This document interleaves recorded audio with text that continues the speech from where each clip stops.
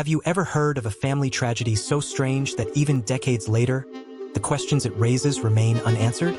Tonight, we're diving into one of the most mysterious cases in American history, a story of fire, disappearances, and baffling clues that continue to haunt West Virginia to this day.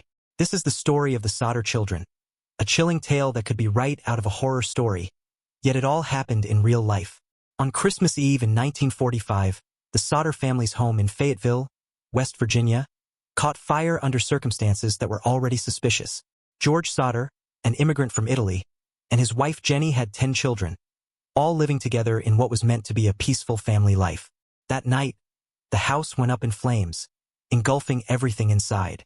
George and Jenny tried frantically to save their children, but something seemed off about the fire from the very beginning. They could save only 5 of their children, while the other 5, Maurice, Martha, Louis, Jenny, and Betty, vanished completely. There were no remains, no trace, nothing to suggest what had happened to them. It was as if they had simply disappeared into thin air. What made the tragedy even more mysterious were the peculiar details surrounding the fire itself. George and Jenny Sodder later insisted that the fire seemed unnatural. The family's telephone lines had been cut, and a truck that could have brought help was mysteriously disabled that night.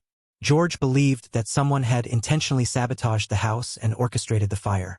Neighbors who witnessed the fire recalled that the flames didn't seem as intense as they should have been, and yet, the 5 children were never found. Even the ashes were unusual.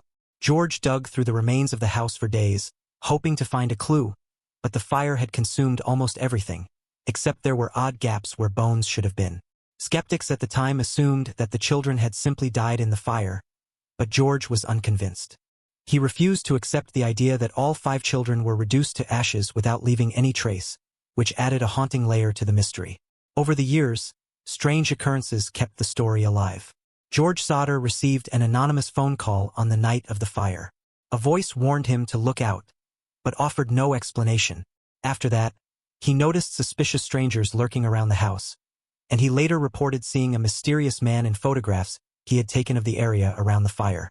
In 1949, for years after the fire, the family received a strange postcard postmarked from the South, with a vague message that read, "Children are in good care. Don't worry." There was no return address, and no one could explain where it had come from or who had sent it. It was the first real indication that perhaps the children had survived the fire, and it fueled George's lifelong obsession with finding them. George Sodder spent the rest of his life searching for answers. He created and distributed hundreds of flyers with photographs of his missing children, hoping that someone, anywhere, would recognize them. He traveled to towns, checked with hospitals, orphanages, and even law enforcement agencies, but every lead seemed to go cold. What made this case even more chilling was that the children disappeared during a time when kidnappings were rare and well publicized.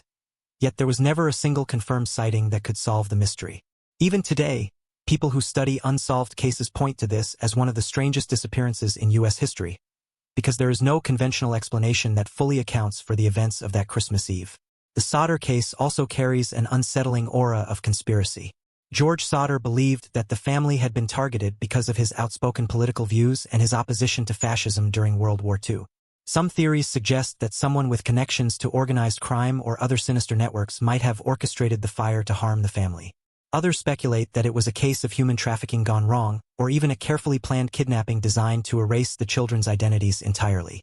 Unlike most family tragedies, there are no easy explanations, only an endless stream of strange clues, coincidences, and unanswered questions. One of the most chilling aspects of the story is the complete lack of evidence. Unlike typical fire-related deaths, where charred remains are eventually recovered, the Sodder children left nothing behind. The ashes from the house were mostly wood and debris, without the bones or personal items that normally survive a fire. This fueled George Sodder's belief that someone had deliberately removed the children before the house burned or had taken them during the chaos. In essence, the case blurs the line between a tragic accident and a carefully orchestrated disappearance, leaving anyone who studies it wondering, how could 5 children vanish without leaving a single clue? The story of the Sodder children has captured the imagination of generations, inspiring countless articles, documentaries, and even theories that verge on the supernatural. Some suggest that the children were abducted by mysterious strangers and lived under assumed identities for years.